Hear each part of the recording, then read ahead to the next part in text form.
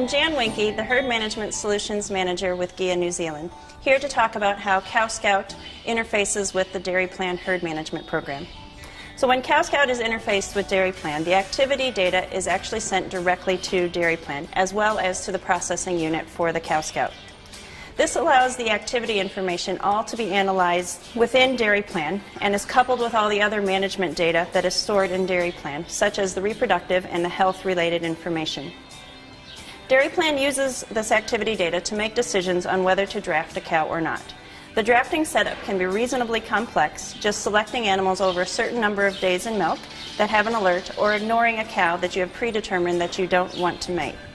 Dairyplan's voice alerts can also be set for any cows with a heat alert as well.